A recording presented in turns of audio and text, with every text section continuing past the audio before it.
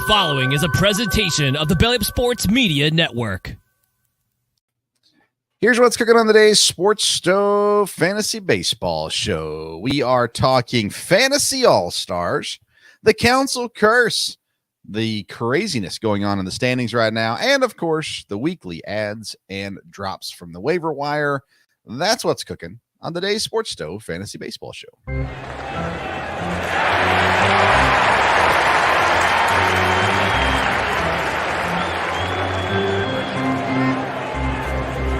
Play ball!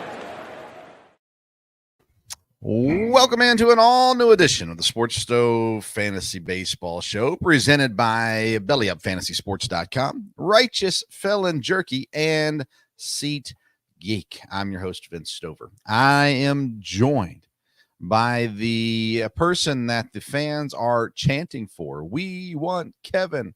And as they do, I surely will listen. Let's bring him in right now, the senior writer for BellyUpFantasySports.com and my weekly co-host, Kevin Wilson. Hey, Kev, how you doing, man?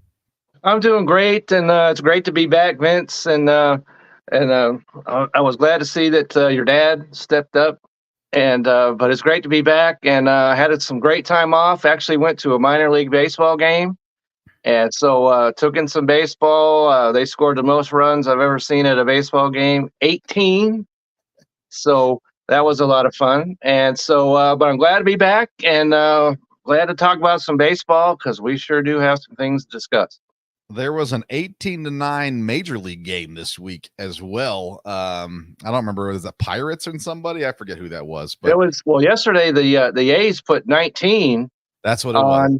On Baltimore of all the teams, 19 runs, and Nate will be happy to hear this, that they're the only teams that have scored 19 runs in 2 games this year. So I had they've got that. 5 fantasy pitchers get me negative points this week. It was rough. Starting pitching has been rough. Cole Povich from Baltimore. That was a rough one. I think I haven't checked recently. I was still beating my dad. I texted him earlier and said, I've given you every chance to beat me this week. And looks like I'm still going to pull off the win, even with a abysmal week from my pitchers. But yeah, last week, me and Dad did our normal Wednesday show on Sunday.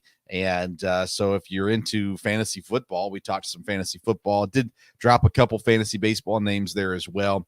But with the holiday midweek, we decided to kind of jump that ahead as well. And so looking forward to today's program. We've got the weekly ads and drops. They'll come at the end of the program. And, of course, we're heading up on All-Stars, and we've had the All-Star starters announced. And so we said, hey, let's talk some All-Star fantasy players this week. So that'll be segment number 1. We call it the Fantasy Burner.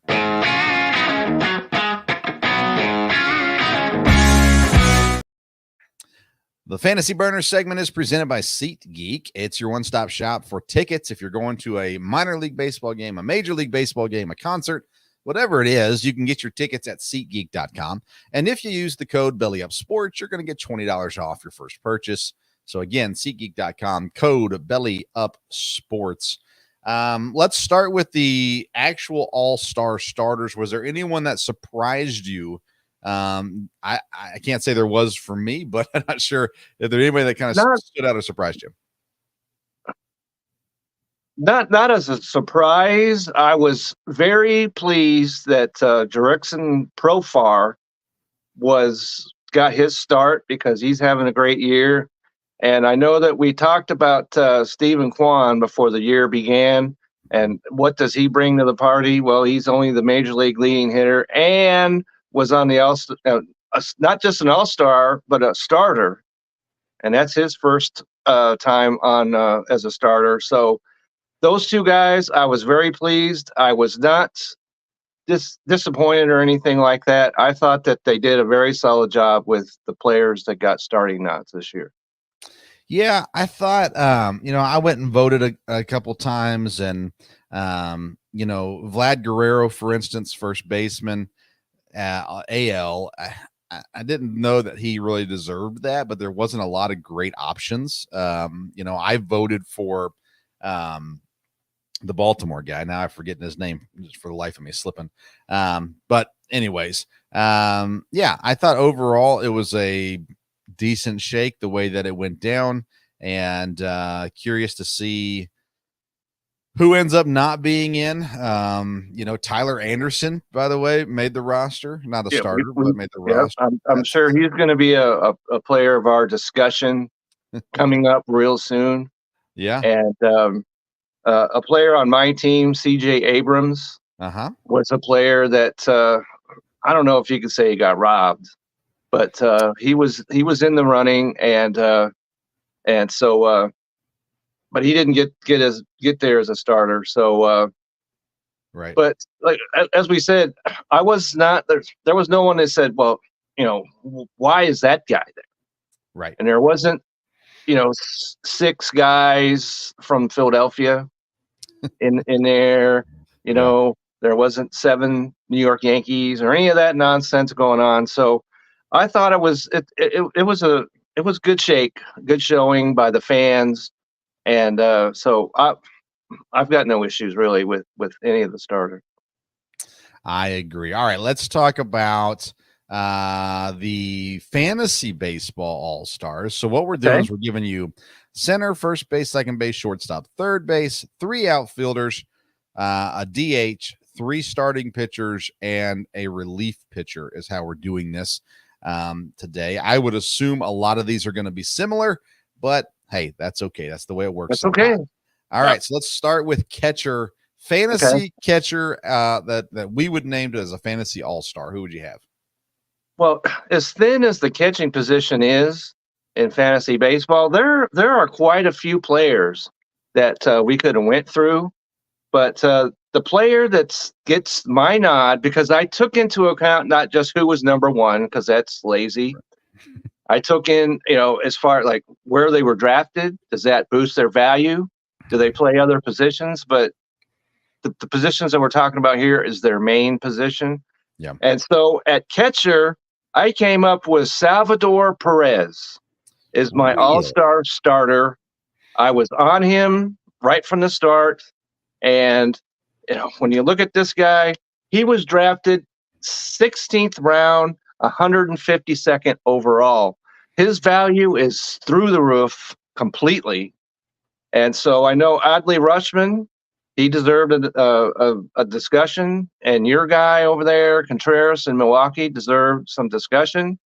But I went with Salvador Perez because he's doing everything for them. He's in the lineup every single day. And so I like what he's doing, and he's my starter as a catcher on my fantasy baseball team. I think that's fair. You look at guys in those categories. David Fry from Cleveland would fall into that. He's risen above anything that we would have expected from him this year. Salvador Perez for sure. I look at the top guys. Will Smith, by the way, if he keeps hitting runs the way that he's been home runs. All he did was hit home runs and 4 consecutive at bats. Gosh, yeah, I'm well aware. That might be making me look a little silly right now, given that. But, I thought Craig Counsell was still managing the Brewers there for a minute. I was like, why are you still pitching to this guy? Let's just, stop. But I'm going to go William Contreras because we had him as a top, maybe second tier catcher coming into the year. I expected really good things out of him, just being a Brewers fan and excited about the upside he had. Rutschman, of course, I'm a huge Adley Rutschman fan as well. But the thing that separated for me Contreras from Rutschman, I liked Contreras have 5 stolen bases. Rutschman has only 1 in that situation. They're very similar in a lot of their numbers. Rutschman has a few more power numbers. But that being said, Contreras has 61 more runs, or not more runs, but 61 runs to Rutschman's 46 runs. I think that Rutschman, Contreras, Smith, Salvador Perez, I think all those guys are worthy candidates here. I went with Contreras, though. I'll lean a little homer. That's fine. That's totally acceptable. And because he's the number 1 ranked fantasy catcher. Yeah. And he was taken in the 6th round, so there's value there. Yeah. And so I have no arguments there, but I'm sticking with Salvador Perez. All right, let's go to first base now. I'm interested to see where you go with this one. Well, first base is usually a position where there are quite a few options, but when I looked at it, it only came down to one to me. Okay. And you could say I'm a homer if you want to, but that's Freddie Freeman. Yeah.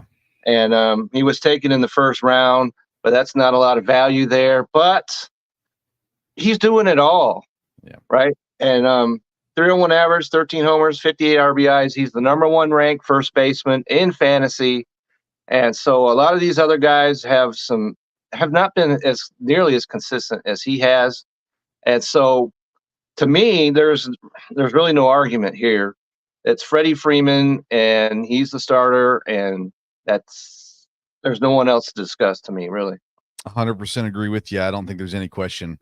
He's the clear-cut best first baseman here, and yeah, we don't need to talk about that one any further. That one's pretty easy. All right, let's go to second base. Okay, another interesting and intriguing position here. And I feel like there's only two ways you can go with this one. Which way did you go? Okay, so it's real. Jose Altuve made this kind of difficult, but to me, the answer is Ketel Marte of the Arizona Diamondbacks.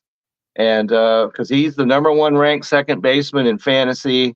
He was drafted in the 6th round, so there's value there as well. The dude is doing everything. He's got 17 homers, 51 RBIs. So he, to me, beats out Altuve, who's number 2, but he could have him in the 4th round. And so he doesn't have the homers. He doesn't have the RBIs that Marte has. So to me, Marte is the clear choice as a fantasy second baseman.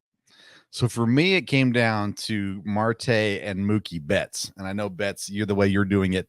Betts hasn't played, although they're saying Betts is only going to play second base when he comes back, which is interesting. But let's see here, about 60 less at bats. Betts has the same amount of fantasy points as Ketel Marte does. That being said, I went with Ketel Marte also. Because Betts has been out for a little bit, and I like to reward the guy who's playing really, really well, and a guy that's really played above his value at this point in the season as well.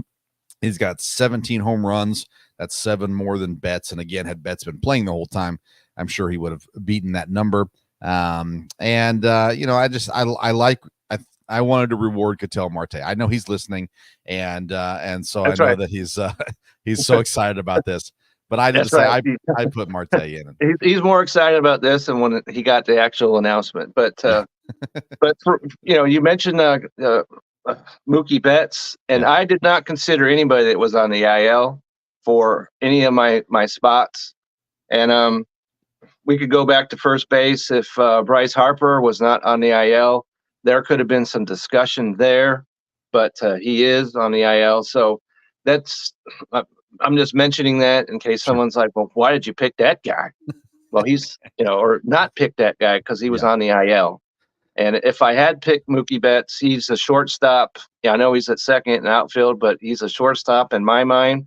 Yeah. And so I did not consider him as a second baseman. Yeah. Well, and he wasn't going to make it at shortstop, in my opinion. So it was either second base or nothing for. We've got some discussion coming up on shortstop, I'm sure. All right, let's do it. So shortstop. I'll give you mine first this time. And I battled between Bobby Witt and Gunnar Henderson. Were the two that I was battling between. I went with Gunnar Henderson. He's just better. 27 home runs is phenomenal. He does have 94 strikeouts, which is a negative. He has 14 stolen bases. Bobby Witt has 22, but they've both got good stolen base numbers. Witt has been caught stealing 9 times this year compared to only once for Gunnar Henderson. Total points, the home run numbers, and now I like Bobby Witt, but I am a Gunnar Henderson fan too. So I went with Gunnar Henderson at shortstop. And of course he qualifies for third base also, but that's where I put him at. But for me, Bobby Witt was a very close second. I went back and forth on this so many times. And because at last I looked, they were both ranked number 1 in fantasy as shortstops. So there was no bump there. You mentioned the 22 stolen bases, and we've got a lot of mashers on this team, on my team anyway. And so the 22 steals is what turned me around. So I went with Bobby Witt, but I could have went with Henderson just as easily. And so Bobby Witt is my choice. And and even though he was a second round pick, which kind of takes a little bit out of him, and Henderson, let's see, I wrote it down. I thought I wrote it down. Anyway, so he was picked, I think, a little bit later. So, but 30, he was 38th. 38th. Okay, so either way, there's no wrong answer here. And so, but I went with Bobby Witt just to get that the extra steals into the lineup. And so Bobby Witt is my answer, and come hell or high water. So we'll see. Yeah, Bobby Witt's hitting 324 on the year, which is incredible. Yeah. Henderson's just under 300. He's at 293. That's right. So both great. Witt does have 16 more plate appearances than Henderson. So then the fact that Henderson's numbers are up there stands out as well. But yeah, you're not going to go wrong. Either one of those guys, you're going to be doing just fine at second base. Right. Absolutely. All right, let's go to third base now and see where you go with this one. I have this. If you want to talk about a surprise, this would be the one right here. So my starter at third base, despite the presence of Jose Ramirez, is going to be Alec Bohm of the Philadelphia Phillies. Okay. All right. And the reason why I say that is because, well, he's number 3 in fantasy at third. And so he was taken in the 15th round, 144th overall. But he's sitting there and he's got 11 homers and 70 RBIs. And now that and we talked about Bryce Harper earlier, he's switched over to first base. And so he's got the versatility that I like. And so I went ahead and I took him over Jose Ramirez, and there will be no apologies for my doing so. I considered it. At the end of the day, though, I went with Jose Ramirez. 23 home runs, 76 RBIs, only 48 strikeouts, 16 stolen bases. The numbers were just too good for me with Jose Ramirez to pass him over. As much as I wanted to go someone, different, Jose Ramirez is one of the least talked about fantasy players, I feel like. He's consistently top of his position. And yet it seems like people just kind of forget he exists, even though Cleveland is one of the best teams in Major League Baseball. That's right. And he is without a doubt one of the best third basemen in the league as well. And in fantasy too. He's got 50 more points than Alec Bohm. And I had to go with Ramirez there. I'm glad you went with Bohm though. I'm glad we had that. Give us some talking points, but it wasn't his fault, of course. But Ramirez was taken 6th overall, and so that lowers his value in my mind. Like I said, no fault of his own. He definitely earned that, and he's bringing that home as a number 6 overall pick. And so, but the value that Bohm brings brought me around, and so that's why I selected him as my all-star starter. All right, let's get to the outfield next. And man, I hate to do 2 Yankees, but I feel like you just can't avoid it here. Aaron Judge and Juan Soto are in. The third one, I looked at a few different guys and went to a few different thought processes on this. I'm going to go ahead and go with Yordan Alvarez from Houston, and 19 home runs, 50 RBIs, only 55 strikeouts. That's less than pretty much everybody else in the outfield. And so I just, again, I look at the numbers and say, they're just good enough that I can't pass them over for a guy like Profar. Or I really wanted to put Duran from Boston in this conversation too. But at the end of the day, Alvarez, Soto, and Judge for me were the top 3. Okay, so just because Alvarez to me is a DH. Okay. So I put him in that, unfortunately for him. because there's only one DH we could talk about. That's coming in a minute. But I agree with you 100% on Aaron Judge and Juan Soto. They are tied at number one in the outfield. And they play different ways. Judge has got the hammer, but Soto brings everything else to the field. And so they're both on my team as well. But I did go with Jurickson Profar as my third starter because he could be had. He was had from waivers in our league, and I'm sure that's probably true in every league throughout the known universe. And so his value shoots completely all the way up to the moon. And because he's only hitting 313 and he's in the top 10 in RBIs. And so to me, I couldn't, some of these other players, I wanted to go with them, but Jurickson Profar, I thought, brought everything that I wanted to the team. And so I put him on there. I like it. Duran from Boston, I really wanted to put in. He's got 91 strikeouts. So I just couldn't go there for him. Profar was definitely there. It was between him and Alvarez for me. Also, side note, Aaron Judge has more stolen bases than Juan Soto this year. That's unbelievable to me. And it's only 5, but still, yeah. But like Soto is doing everything else: homers, RBIs, hits, whatever stat you want to put in there. And even though Soto was second overall pick in just about every draft, I would imagine if he wasn't first. Well, he wasn't first. Yeah. And most likely, but second overall, maybe third. But he's lived up to that billing, and so he's on my team. All right. DH Shohei Ohtani. Any comments on that? Now, what else are we going to discuss right here? The guy's in the running for the Triple Crown. Yeah. And so he's easily the even though he was in the second round, and he went one pick before Alvarez. And so, but he's doing everything much better than Alvarez is. And so he's easily the pick for me at DH, and no one else needs to, all the rest of you stay in your cars because you won't be considered. Yeah. Aaron Judge, of course, qualifies as a DH. He actually has more points than Shohei. He has one more point than Shohei. Ramirez would be in third right now as well.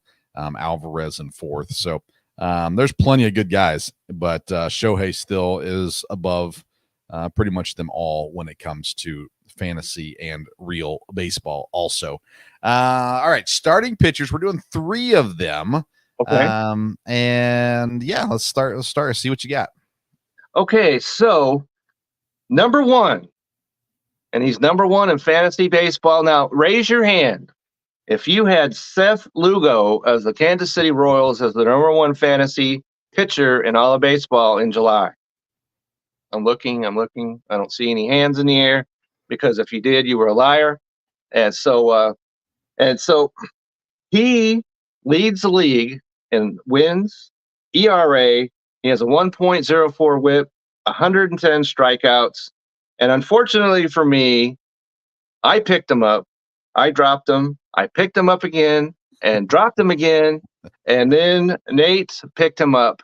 So that is the value that this guy has. And so he's ranked number 1. He's number 1 in value to me. And he is far and away the pitcher that deserves to be the starter in both real and fantasy baseball. That's fair. After today's outing, Tyreek Skubal has passed Lugo as number 1, just to clarify for anyone that's going to be nitpicking watching us. But coming into today, yes, Seth Lugo and Tyreek Skubal had a phenomenal game today. So he did. Seth Lugo, he was one of the ones I considered as well. Lugo for me is one as well. He's the first one I have on my list. So impressive when you look at his value, when you look at his performance. You look at, his team has been better than expected. They haven't been great, and yet he is still, especially lately. Yeah, he is still a top tier fantasy pitcher right now. I think he's leading the league in innings pitched as well. Let me see if I can. Yes, he's leading the league in innings pitched. He is, 110 strikeouts now, 15 quality starts. That leads the league as well. 11 wins, 3 losses. He's been really, really good there. Would you say he's got 2.21 ERA? Yeah, he's been really solid. So I agree with you. I've got Seth Lugo as one as well. Who's another pitcher you got? Another pitcher I have is the comeback player of the year, and that's Chris Sale of the Atlanta Braves. He's number 3 overall in fantasy starters, and he's got 11 wins as well, a 2.71 ERA, 0.91 WHIP, and 127 strikeouts. So he's got more strikeouts than Seth Lugo does. And so, but you could have had him in the 11th round, 101st overall. So his value is also very, very high. And so I like what he's doing. He is the reason why Atlanta's still, they're really not hanging around Philadelphia, even though they beat them 2 out of 3 this past weekend. Yeah. But they're still a long ways away, but they'd be much further away from first if it wasn't for Chris Sale. He has, come back from all these injuries, and clearly to me, he deserves and a left-handed pitcher on top of it all. So he is my number 2 starter for on my All-Star team. I like it. I had him as my 3rd starter, but he was in my list as well. Again, so impressive. We talked about him when we were doing our rankings at the beginning of the year. Both of us, the hesitancy was always health, right, and which was understandable. Yeah, and we were curious, and we all said there's definitely potential that he could come back and be good. I can't say I thought he'd be as good as he is. No. And he's doing great, and he's a top tier pitcher in fantasy baseball this year. Right now, as of today, he sits 4th on the list, and I have him on my list as the 3rd pitcher.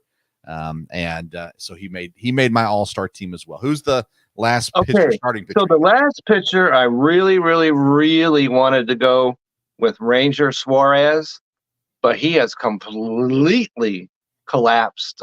He gave up 5 runs today. I was all ready to go with him, and he gave up 5 runs. So that's not going to happen. So he's erased, even though he's having a great year. But Tyler Glasnow, this could be a homer pick as well, but he's number 2 in as of start of today fantasy pitcher, and he could be had in the 3rd round. And so he's doing he has 143 strikeouts, so he's got more than the other 2. And so as a 3rd round pick, number 2 in fantasy baseball, which if Tarek is number 1, I guess he'd fall number 3 now, I guess. But in any case, he is, and you can say I'm a homer if you want to, but Tyler, and he's a guy we discussed as well. Thinking, what's the Dodgers doing, trading everybody for him when he's not healthy? But he's answered the call in every single way. So he is my number 3 pitcher on my fantasy starting team. Fair enough. I went with Ranger Suarez, and he was my 2nd pitcher. And I know he has fallen off as of late. But that being said, I just cannot overlook the start of the year that he's had. He's 10-3, 106 strikeouts, a 2.58 ERA. He has been such a surprise. I mean, we did not have him. He was undrafted in our fantasy team. Right. And so his value is off the charts. Yeah. But the last couple starts, just I'm like, no, I can't have a guy who's giving up 5 and 6 runs a game as my fantasy starter. So yeah, no. Well, he's the 3rd guy, so no, I understand, but I had to give him credit. I mean, Corbin Burns has been good. Zach Wheeler has been good. Yeah, Scoble has been obviously very good too. I considered him highly. Yeah, the White Sox pitcher that I still haven't figured out how to say his name, Garrett Crockett, whatever his name is, Croquette, I don't know. And I know that's horrible as a host of a baseball show. But I was waiting until he got traded to the Brewers to learn how to say his name. So, but he's up there. He's having a phenomenal year as well. So there's plenty of guys up there, but I felt like we could not ignore what Ranger Suarez did to start the season, and felt he warranted an all-star nod, even in fantasy, because picking him up off of free agency, off the waiver wire. Yeah, he's a guy that I had as well earlier in the season and dropped him. and Nate's got him. Yeah, Nate's the super scooper out there. So so good on him for picking him up. But I wanted to. I had him written down. Yeah. Okay. And you erased and them. then today I was like, please, Ranger, don't get rocked. Okay, please don't. But then he gave up 5 runs and was a losing pitcher to Atlanta. So my all-star voting was done before today, so it didn't factor right. in. And so I had to retract a little bit. And he's definitely an all-star player. Yeah. Don't get me wrong with that. But if we're talking about the 3 top starters on my all-star team, he's fallen off the ledge a little bit. All right, let's go relief pitchers and round out this segment with relief pitchers. One relief pitcher that you're going to put in the all-star, fantasy all-star. Who do you got? Okay, so we just talked about Suarez a minute ago, but my fantasy team is not lacking Suarez's because Robert Suarez of the Padres is on my team. He's a guy that was picked up, dropped, and picked up again. I had nothing to do with any of that. So, but 4-1, 1.77 ERA, 23 saves. Mm-hmm. And so he's pitching extremely well for the Padres and it's helped them get back to what we thought they might be. And so, and of all the relief pitchers, and I did consider any relief pitcher that was also a starter, which would be cheating to the maximum. So I didn't do any of that, but he's number 9 in all the relief pitchers, starters, and everything, whatever else category you want to put in there. But so I like what his value. You could have him off the waiver wire, so that's who I'm going with. I considered him. I ended up going with the St. Louis Cardinals. Ryan Helmsley leads the league in saves, 31 saves. He has 2 blown saves. His record is 2-3, or now it's 3-3, excuse me, as well. 2.41 ERA. And really, though, what put him over the top for me is not just the saves number, but the fact that he got those saves on the Cardinals, who started the season so bad, and he still leads the league. Not only leads the league, by the way, let me look real quick. He leads by 4 saves over Clase in Cleveland. That's impressive. That means that he's taking care of his opportunities. And I mean, the Cardinals now look respectable, but man, the way they started the year, you would have never guessed that Helmsley was the guy that was going to be leading the saves coming to this point in the season. So I give the nod to Ryan Helmsley and the relief pitcher. No argument here whatsoever. All right. Well, there you go. There's our segment. That took a lot longer than I thought it was going to. The All-Stars, Fantasy All-Stars, and our Fantasy Burner presented by SeatGeek, SeatGeek.com. Use the code BellyUpSports at checkout to get $20 off your purchase. Let's head into segment number 2, the call to the pin.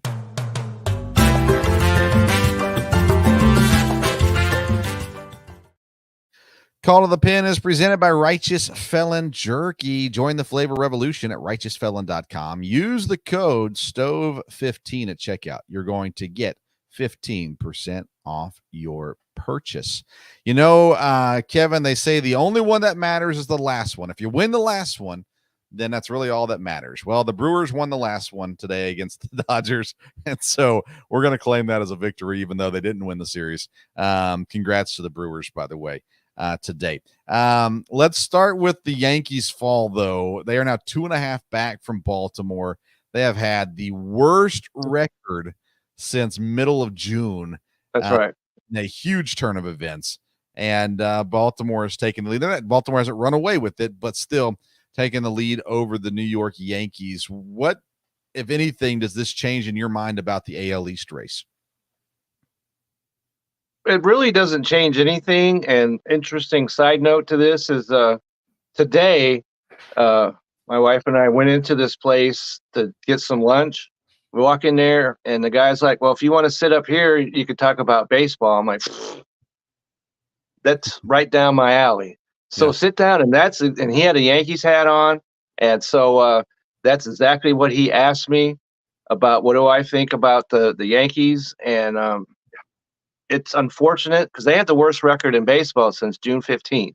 Yeah. Not in their division, not in the league, but in all of baseball. Worse than Chicago, worse Right. than Miami. But I told them, just relax.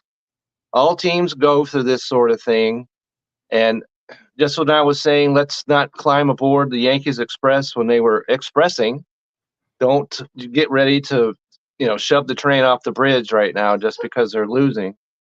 And so just be a little calm, and especially if they got a catcher or first baseman who's hit 3 home runs a game. So uh, don't get overexcited one way or the other. I think the Yankees are going to be fine. They're going to be fine because their pitching has unraveled. Correct. Louis Gill has been, and he's pitching today. He's been awful. Yeah. And so they need to straighten that out in a hurry. I think they got an offense, of course, even with the first baseman. He's Rizzo? out. Rizzo is out. Stanton is out. But with Judge and Soto in the middle of your lineup, you're going to be fine. So don't get. You don't need a brown bag over your face because you're over exerting yourself. But just relax. They're going to be fine. Yeah, I still think the Yankees win the division, personally, but the pitching is going to have to get on. And that's the one thing that kept them. That's why they were so hot to start the years. Their pitching was so good. Right now, Garrett Cole's come back, and he's not great against Boston anyhow. And that didn't go well. And Louis Gill. I looked at him the other day to Adam, and I was like, "Oh, never mind. I'm not adding him." Oh my soul! Keep your hands and feet clear, right? Yeah. Don't accidentally click claim on that guy. But yeah, I agree with you. I'm not worried about the Yankees. I think that Yankees-Orioles battle goes all the way down to the last week of the regular season, and should be a fun one, I think, to watch as well. And who knows what happens with the trades? I mean, there is potential for the Yankees to add another arm. Absolutely, there is. Yeah, I mean, Tyler Anderson's been linked to them, others as well. So I mean, they will do something to try to help themselves out here before the season ends.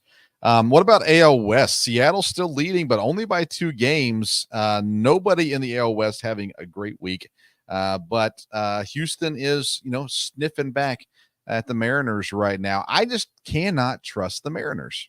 No, and they're in first. They've been in first for a while, but you look at it, they're +5 in their run differential. So their pitching is the opposite of the Yankees. Their pitching has kept them where they are. Their hitting has not been, and then they lost Julio Rodriguez. He was pretty much in the dumpster in any way. But he came out of the game with an injury the other night, and so that's got to be concerning. And here comes Houston.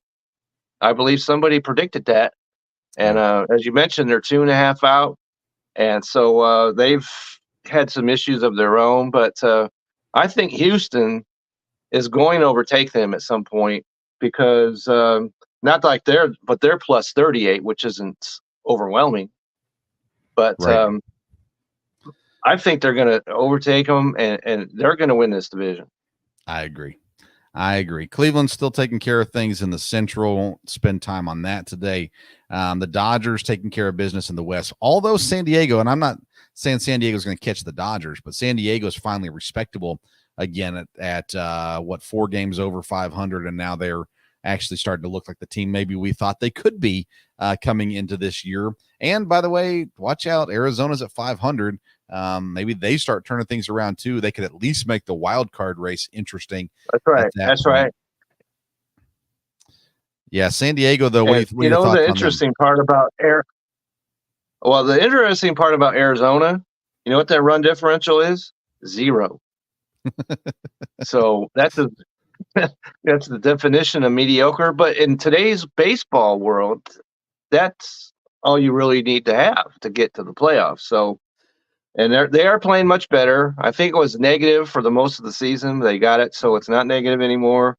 I watched the game yesterday because Arizona and San Diego played this weekend, and Arizona. I watched the game last night and went to extra innings. It was a very interesting game. So Arizona won it, and so their offense is looking better. Christian Walker is looking better. Oh yeah, and he hit a couple of home runs, fortunately for me, the other day. And so I think San Diego has to be taken very seriously. And we've seen what happens if they can get to the playoffs. And Arizona, you're going to have to convince me they're 2 out right now because the wild cards are Atlanta, St. Louis, and San Diego. Those are your wild card teams right now. Arizona and the Mets, no less, are 2 out. So there's still a lot of interesting baseball to come. I got to think that this mediocrity, some of these teams are going to leave that behind and start playing like real baseball teams. Yeah, I think the trades are going to be interesting to help with some of this. San Francisco, Arizona, San Diego, Los Angeles Dodgers all have over 400 runs scored, which is better than the Braves. It's better than the Cardinals, of course. It's better than a lot of teams, needless to say. That's my point. They're scoring runs, but they're also allowing a bunch of runs scored. That is the Padres, the Diamondbacks, and the Giants. So they get that figured out, they'll be pretty good pretty fast. Let's get to the National League Central. We need to kind of keep this moving, but we cannot miss our segment, The Council Curse. So let's take a look at this week's Council Curse.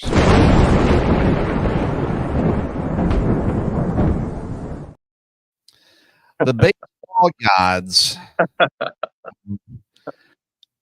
they've made Vince smile. I was with one of my boys the other day. We were driving and we were waiting to pick up my other son. And so we were looking at some different sports things, talking through some different things. And I pulled up the standings in Major League Baseball and I showed it to my 13-year-old son. And I said, look, the Cubs are in last place. Isn't it beautiful? The Council Curse has hit in full mode right now. With not only has there been injuries, there was a relief pitcher that announced he's opting to end his season as he has been injured, but it has been the absolute embarrassment of Craig Counsell. And I can't help but smile, Kevin. This is a beautiful thing, the Cubs being in last place. It is a beautiful thing, even though I grew up close to the Cubs, and I've been to, of course, to Cubs games. And but the ultimate embarrassment you have not mentioned yet when it comes to the Cubs. And I don't know if you saw this, and I never heard of this dude until today, and that's Colton Brewer, right? The relief pitcher for the Cubs comes in against the Angels, no less. And 5 of 6 of their batters reached, and he got pulled out of the game. And then he decided to go ahead and try his left hand against a what is it, a locker? I'm not sure what it was, the bench, something in the dugout, and he punched it and fractured his left hand, and now he's on the IL. And so I don't know how anything can be more embarrassing or worse for the Cubs than to have a pitcher do that. And so I'm not shedding any tears for the Cubs just based off of that alone. It's a beautiful thing, man. A beautiful thing. Milwaukee's 5 games up on St. Louis. I knew the Dodgers series was going to be rough. I wasn't sure they'd win any games in that series. They've had a little bit of a rough stretch as far as the teams they've been playing. And I feel like they've kind of survived it. And St. Louis is right there. They're sniffing at their heels. I've got a gambling buddy here in Lexington that said this week on his radio show that St. Louis is going to overpass Milwaukee, and I gave him some grief about that. I said, You clearly haven't seen that they acquired Savali. Which I like that, by the way. We've not talked. That's the first trade of the season. I like that, even though he didn't beat the Dodgers the other day. I don't know what Tampa's doing. Well, I don't know. I can tell you what they're doing. I like that pickup. Family show. Okay. But I like that pickup for Milwaukee. That shores up their rotation and a little bit. So I really, when I saw that, I really liked what the Brewers did there. Yeah, I was pleased with it. I mean, again, it doesn't make me, say, okay, now we're Super Bowl. Super Bowl World Series contenders. But I agree. That's the kind of stuff they do. And, I'm interested to see what I think they still do at least one more thing. And thankfully, with the season they're having now, that they're not going to trade Willy Adames And coming into the year, that was the thought that they would do. And they can't do it right now. So that's a good thing. There's zero chance. No, zero. All right, let's get into segment 3. This is what everybody's been waiting for. That's our call to the pin, presented by Righteous Felon Jerky. Go to righteousfelon.com. Use code STOW15 for 15% off your purchase. Let's head into segment number 3, the Fantasy Focus.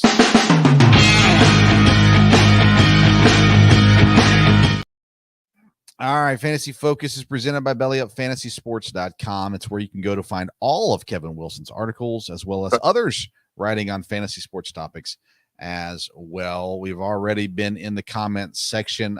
Some ads given to us. Angel Martinez is suggested. John Singleton, who made a phenomenal defensive play, is suggested as well. We are told that, let's see here. He says Angel Martinez is Quan with infield eligibility.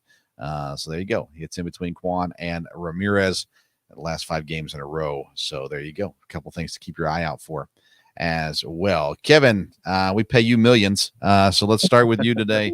Let's go drops first. Let's kind of just go ahead and list your drops for me, all of them that you have, and then we'll move on to the ads. Okay, so I've got 4 drops, which I'll have to say the drops were much easier than the ads this week. Okay. So my first drop is Dalton Varsho, outfielder for Toronto. Okay. Currently 5 for 40. Yeah. Then I've got Nolan Jones of the Colorado Rockies, who's 6 for 43 currently. Yeah. And then I've got another Rocky, which is Ezekiel Tovar. Yep, he's on my list too. Yep. Okay. 0 for 25. He was a player that you might want on your team, but the Rockies are hitting the road, so you don't want anything to do with any Rockies. These guys are pretty well owned, so they need to go. And then I've got a pitcher for your dad's Giants, and that's Jordan Hicks. Okay. And he's got no more than 5 innings and 6 straight starts. He has 3 starts of 4 innings or fewer. He's not getting anywhere. He's not giving the Giants or anyone that's managing him any positive. And so to me, he needs to go. I like it. I have Ezekiel Tovar as well, the Colorado shortstop. Boston's Wilyer Abreu. I was in on him earlier in the year. He has kind of fallen apart and doesn't give you any value right now either. Cincinnati's Heimer Candelario. He has been no bueno for the last couple of weeks. I need to get rid of him. And then a surprise for me, at least, was Paul Sewald in Arizona. The closer, he has had negative double-digit points the last 2 outings that he's had, blowing saves. And since coming back from the injury, he's lost something. And I'm not sure when he's going to get it back. I'm not willing to wait.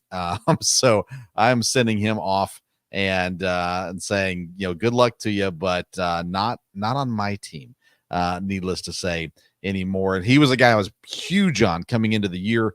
Thought at Arizona he'd have a great opportunities there. But yeah, I'm off now. You should be, I think, as well. There with Paul Sewald in Arizona. Okay, Kevin, let's get to the ads now. You said it's hard to find.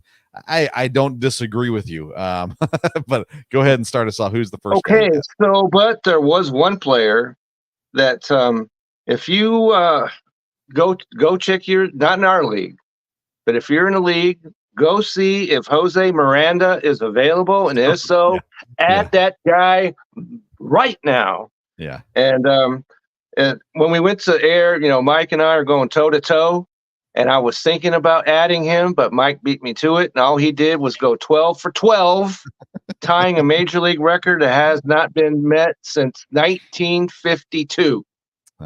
And here's let's see, his ownership rate is 27.5% right now, so it's going up. And but if he's available, he's my most dead red ad I think I have ever had. And he's a player that I was out on earlier. He was in the minors. He was awful, but that has gone away. And so I didn't add him because I didn't need a first baseman. That was my justification for not doing that. but Mike did, and all he's done is tear the cover off the ball. So if he's available in your league, get over there this minute and add Jose Miranda right now. Agreed. I'm going to go with a guy that is eligible for first base and second base. Okay. He's a rookie in Toronto, okay. Spencer Horwitz. Okay. He's batting .325, 3 home runs, 9 RBIs. Basically, Bo Bichette's injury has helped him get a little bit more time as well. He's just been really, really solid here. He's been now playing good baseball really this whole month of July so far. So I guess a good solid week or so of good, really good baseball. He had a few nice outings earlier in June as well. But just consistency here so far in July. 2-pointer, a 6-pointer. He did have a -3 against Houston, then a 5-pointer, 1-pointer, 2-pointer, 3-pointer. He's kind of starting to add it together. He seems to have earned his spot. He's played every single day. Let's see here, in the last 3 weeks, except for I think one of those days. And that was against the Yankees on June the 27th. So he's playing, he's got first base and second base eligibility. And I like that. He's young. I love taking a shot at these young guys. Spencer Horwitz, available, by the way, in 93% of leagues right now. So go ahead and get you some Spencer Horwitz. Okay. So also not available in our league because I have him. Okay. But he's at 19.3% rostered. He's a catcher, first baseman by trade. And all he did was hit 3 home runs yesterday. And that's Ben Rice of the New York Yankees. And so he's catcher eligible, even though he's not catching. He's playing for Rizzo's out, but 3 home runs yesterday. And he's hitting .294, 4 homers, 12 RBIs, hits in 9 of 11 games. So not just 3 homers, 9 of 11. And up till now, he was out of the lineup versus left-handers, but that may change if he's swinging the bat like he is. And so if that happens, then this is the answer to the prayers of many in the fantasy realm, because he's the only catcher you'll need on your fantasy team going forward, which is what I like to have. I don't want 2 catchers, because 2 catchers, there's not 2 catchers worthy of a roster spot. And so if he starts playing against left-handers and is successful, he's a guy you want on your fantasy team. So I take the philosophy, college football philosophy, which is, if you have 2 quarterbacks, you have no quarterbacks. You got to have one guy that's good enough. Catchers for me is I kind of go college football with my catchers. If I don't have one of the top ones, then I got to have 2 mediocre ones to make sure I got someone in the lineup. Although I've gone away from that some. I actually just dropped. I think I dropped Gabriel Moreno. Maybe, I don't know. Yeah. I had him and Logan O'Hoppe in a league, and I think I dropped Moreno. But yeah. Anyways, I'm going to go to the Washington Nationals next. Second baseman Luis Garcia. Okay. Again, he's had a decent year, actually. 10 home runs, 12 stolen bases. He's batting .277. He's got 168 fantasy points. He had 2 big games in the last week. St. Louis, he scored a 10-pointer with a home run and a stolen base. Against the Mets, he had 2 home runs in a game to score 16 points. He also scored a 7-pointer against St. Louis. He's just been, again, he's starting to show a little bit more consistency out there as well. To me, Washington is a sneaky good fantasy team. There's enough guys doing enough things in Washington that at the very least, if you're streaming guys, Washington's a place to check out. Luis Garcia is on my ads list today, and he is only owned in 13.2% of leagues. So he's available in a good bit of leagues right now if you need a second baseman. All right, so I'm going to switch over to pitching, and I got a guy I know that you love, okay? And that's because he pitches against the Angels tomorrow. That's the only reason why I'm doing this, and that's John Gray of the Texas Rangers. Oh, my gosh. I know that you have a love affair with this dude right here. So, but he hasn't been awful. And so there's not a lot of softer landing spots that you could have than pitching against the LA Angels, who got shut out today, by the way. And so let's see, he's at You know what? I didn't write down his roster percentage, but it's good enough that he's available in a lot of leagues. So if you and there's not a lot of games tomorrow, if you're looking ahead to the schedule. True. Yeah. But the Rangers and Angels both play each other tomorrow. So and he's the Rangers starting pitcher. So if perhaps you want to take a chance and maybe get your week off to a strong start, John Gray is who I'm going to go to. The Rangers should trade John Gray to the Cubs and just get it over with. I mean, my gosh, I hate that guy. I can't argue against playing him against the Angels and whatever. He'll never be on my ad list and he'll never be on my roster. I say that although, again, if he had a week where he was going to be pitching against the A's and the White Sox, then follow that up with the Angels and the Rockies, maybe I'm in. But oh gosh, I hate that guy. All right, speaking of the Rockies, by the way, my next guy is an outfielder. There's a lot of guys that you could drop right now from Colorado, but Brenton Doyle is not one of those guys. He's owned in 26.4% of leagues. He's been on it as of late in the series against Milwaukee and against Kansas City. Had some big games. He's got 175 fantasy points on the year. He's batting .272 with 11 home runs and 20 stolen bases. So he kind of gives you a few different things in the lineup. And, of course, anytime he's going to play at home, he's worth having in the lineup as well. We like batters at Colorado as well. But he had against Milwaukee, he had an 18-pointer. That was a 2-home run, 1 stolen base night. He had a 9-pointer. That was a home run night there. Then a 2-pointer against Kansas City, a 5-pointer and a 9-pointer. I mean, this kid's just batting really, really well right now. They played the White Sox before that. He had a decent series. So Brenton Doyle, he's one of the few Colorado Rockies that I would consider right now, especially if you need an outfielder presence on the waiver wire there. So that's my last batter of the day, Brenton Doyle. Okay, so another guy that I was a little about, but he pitched pretty well in his last against Miami, conceded. That's against Miami. So, and then he had 24 fantasy points. I'm talking about Brian Bello of the Boston Red Sox. And we don't need to discuss his stats. Okay. So there's nothing that's going to convince you by looking at that his guy is an ad. And but Tuesday versus the Oakland A's. Yeah. And even though Oakland's blowing the doors off, occasionally, normally they're a team you want pitching to go up against. And so he's available. And so Tuesday is a start where if perhaps he doesn't pitch as well as you hoped, you have some chances to rebound a little bit. But so Brian Bellows, he's available, and I wouldn't recommend him against just about anybody. But Miami and Oakland doesn't get much better than that when you're with 2 opponents back to back. Yeah, and I've got him in a league. Actually, I think in 2 leagues right now. And I got one league. I got too many pitchers because I hit my limit every week, and I've been trying to trade them, and no one will take them. And I just don't want to drop him because he had a great week last week. And yeah, he's got some good matchups coming up. So I'm just going to deal with it and go on from there. I got a pitcher for you as well. He's only owned in 2% of leagues. He's for the Toronto Blue Jays, Yariel Rodriguez.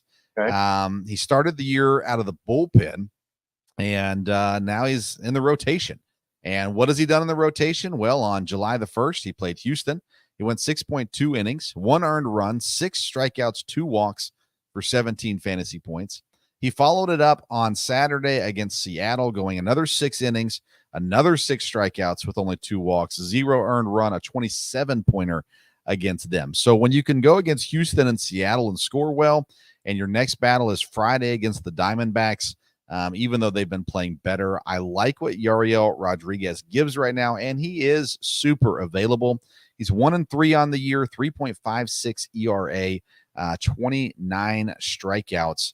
And he's pitched, he's got some 3-inning games and 4-inning games, and then a couple 1-inning games, and now he's been 2 games that were quality starts in a row now. I like where he's at. I like what he gives you. And again, he is super cheap and available pretty much every single place you can imagine this week. So Yariel Rodriguez is my pitcher to add this week. Okay, can't argue with that at all, and I won't. All right, very good. The dogs are telling me it's time to wrap things up here. My family Don't has left argue with me. the dog. I'm all alone this week, so me and the dogs are here, and the dogs are getting antsy. So let's wrap up the program today. Kevin, tell us, you took a week off, you lazy bum. So what do you got going on this week?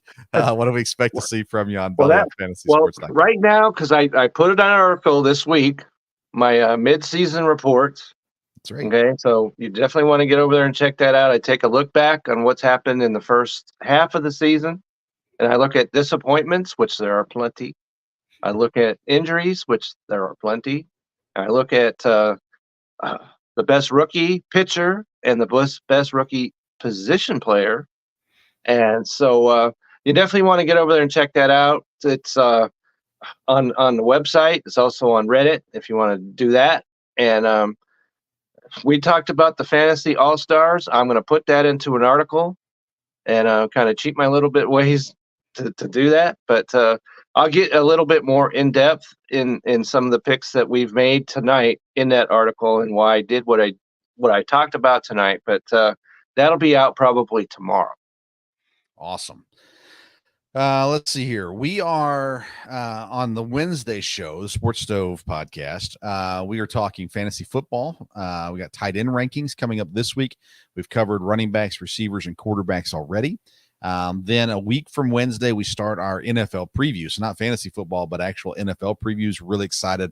We're going to change some things up there. So looking forward to that. Tomorrow night, I'll be doing the Sports Stove Local Hour. That'll be covering EKU football. We're previewing the offense and defensive line there. And then I was talking to Kevin before the show today. We started recording for a documentary podcast we're doing on Tennessee Titans safety Matthew Jackson, talking about his life, his lead up to where he is right now. Last year was an undrafted free agent and played special teams in Tennessee. And this year continues to battle for, more playing time, a spot at safety there with a new coaching staff in Tennessee. So great story, great young man, and excited about this. So we started recording today, and hopefully by the end of August, we'll be able to start dropping episodes on that podcast. So be on the lookout for that. That is by the way, a Belly Up Sports production. And thankful for the guys helping out there. Thankful for, of course, Mike and Blaine as always being supportive, and then other guys that are jumping in and helping with the production and things like that. So when that comes out, we'll continue to talk about that there, and you'll find it on the Belly Up Media page as well as the Sports Stove podcast. Actually, I don't know what we're going to do. We might drop that one as a completely different podcast. We probably should. So that's probably what we'll do. Anywho, so plenty of things going on these days. A lot to cover in sports with the NFL getting ready to kick back up. Yeah. And, of course, baseball heading in towards the All-Star break and trades and all that good stuff. So next week, I know I told you this 2 weeks ago. Next week, we plan to talk about trades that could come into play. So players that you need to work on acquiring. Oh, Kevin, I know we're already past an hour. Speaking of trades, so I've had a couple trades this past week in our fantasy league, and I wanted to say a couple things about it. First of all, who was the first person I acquired? I don't even remember nowadays. Let's see here. Yelich. I've been trying to acquire Christian Yelich pretty much all season from Nathan Nguyen. I make the trade. I get Yelich and Freddie Peralta for Paul Skeens, David Hamilton, and Royce Lewis. I will tell you, I offered much better packages to Nathan than this. Much better. He wanted Paul Skeens. And so I decided what I was going to do. I was going to give him Paul Skeens and crap to get in return Yelich and Peralta, and he took it. I was surprised. I had offered him guys that had scored much better than Yelich. I know I had offered him Christian Walker before, who was outscoring Yelich. I had offered him, let's see, who else did I don't remember. I've offered him a few guys throughout the season, point-wise, that were better than Yelich, and he didn't like those, but he did want Paul Skeens. I said, well, if I can get Peralta back as well, I don't mind giving up Paul Skeens because there's a chance he doesn't finish out the year. So even though he's been phenomenal. So I made that move this week. That was an exciting move. And then who did I trade? I got Mookie Betts, who's injured. And I traded him for Corbin Carroll, who's been Awful. rough this year. Yeah. Awful. And so let's face the facts. He's been awful. Yeah. So and, I got bets in that deal, and the pretty fact excited with that.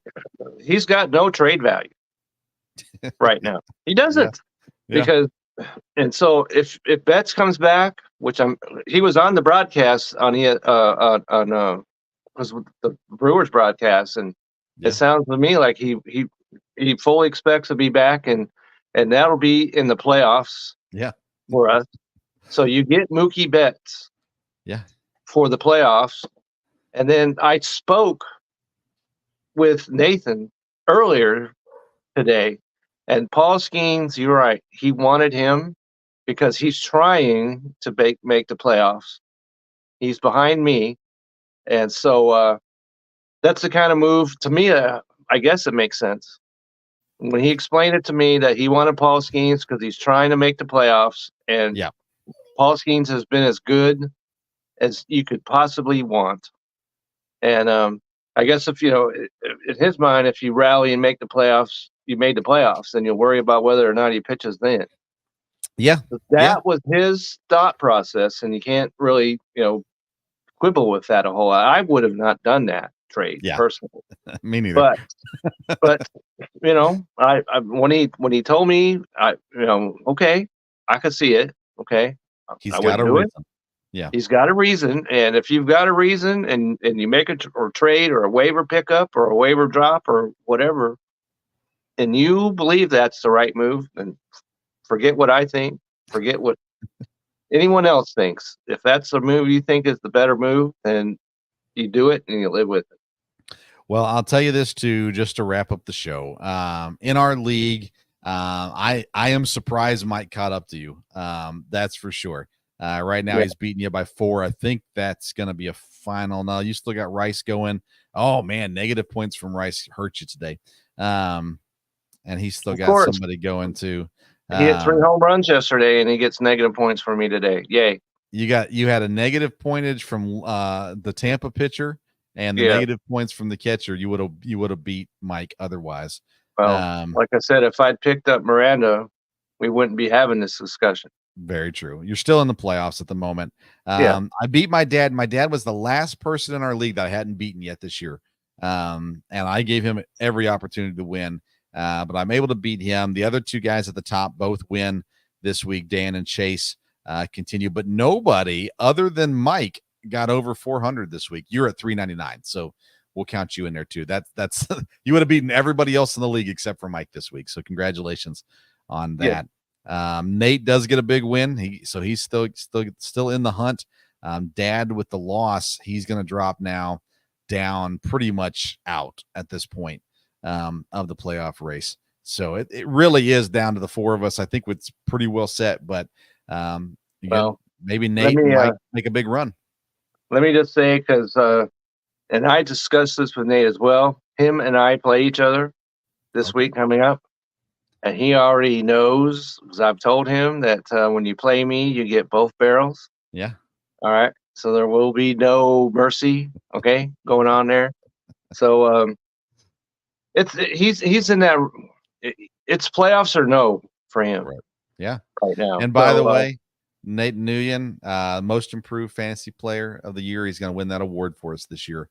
It goes from last place last year to in the hunt this year. So congrats to Nate. Congrats to him, and he's made some we talked earlier, some outstanding pickups, and especially for me, he's taken the I've taken the trash out to the curb, and he's picked it up and shined it up, and it's working for him. So good on him. Very good. And Dad, I know you listen, so thanks for letting me beat you this week. I appreciate it. Okay, that's it. We've gone way too long. Follow Kevin at Kevin62 WILSEA. You can follow me at Sports Stove. Sure, appreciate you tuning in to today's edition of the Sports Stove Fantasy Baseball Show. That's right. Until next time, we'll see you around the Sports Stove. Have a great week.